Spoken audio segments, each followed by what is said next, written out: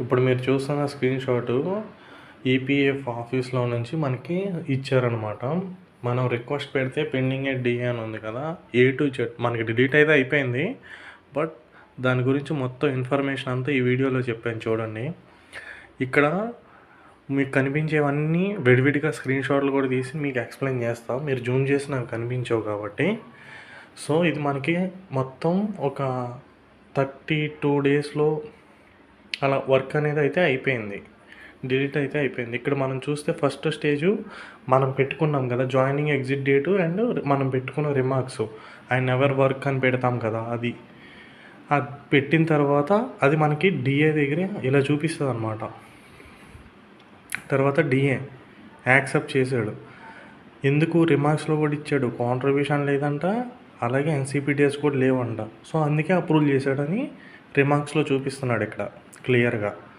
తర్వాత ఏపీఎఫ్సీకి వెళ్ళిపోద్ది డైరెక్ట్గా, అది కూడా వచ్చింది మీకు స్క్రీన్ షాట్ చూడండి. ఇక్కడ ఏపీఎఫ్సీ దగ్గర అప్రూవ్ చేయొచ్చా లేదా అన్నీ కనిపిస్తున్నాయి. ఇక్కడ క్లెయిమ్స్ కూడా ఆయన ఓపెన్ చేసి మనం క్లెయిమ్ చేస్తే చూడొచ్చు, కాంట్రిబ్యూషన్ జరిగిందా లేదా చూడొచ్చు, ఏమన్నా ఎన్సీబీడీఎస్ ఉన్నాయా లేవో చూడొచ్చు.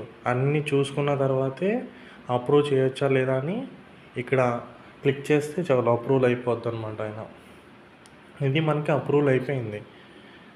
ఇక్కడ మనకి గ్రీన్ పెన్తో సైన్ చేసి కూడా మనకి ఇచ్చారనమాట. సార్ స్క్రీన్ షాట్ అడిగితే మనకి అయిపోయినట్టు కావాలి సార్, మనకి ప్రూఫ్ కింద అని అడిగితే ఇచ్చారు మనకి.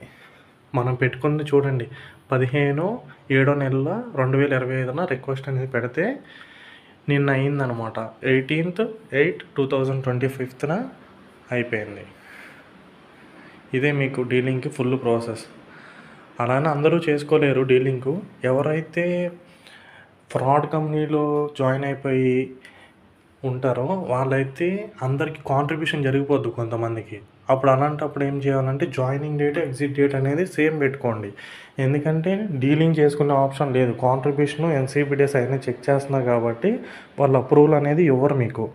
సో మీరు చేయాల్సిందల్లా జాయినింగ్ డేటు ఎగ్జిట్ డేటు అది మీ చేతిలో ప్రాసెస్ కాబట్టి మీరు ఎడిట్ చేసుకొని పెట్టుకోండి సేమ్ డేట్ లాగా. అప్పుడు వన్ డేనే వర్క్ చేశారు కాబట్టి ఎంప్లాయర్ కూడా ఏమనరు మీరు బ్యాక్గ్రౌండ్ వెరిఫికేషన్లో. ఇక్కడ చూస్తున్నారు చూసారా, 29th August 2022 ఇలా ఎడిట్ చేసి ఇస్తాం. ఎవరైతే 1 month 2 month 3 month చేసి ఆ కంపెనీలో నచ్చక లేకపోతే అది ఫ్రాడ్ కంపెనీ అని చెప్పి ఎవరైతే ఎగ్జిట్ అయిపోతారో వాళ్ళు మన దగ్గర ఇలా ఎడిట్ చేయించుకోవచ్చు డేట్ని అనేది.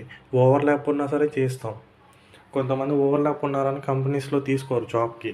సో అలాంటి వాళ్ళకి కూడా joining date exit date same పెట్టమన్నా పెడతాం.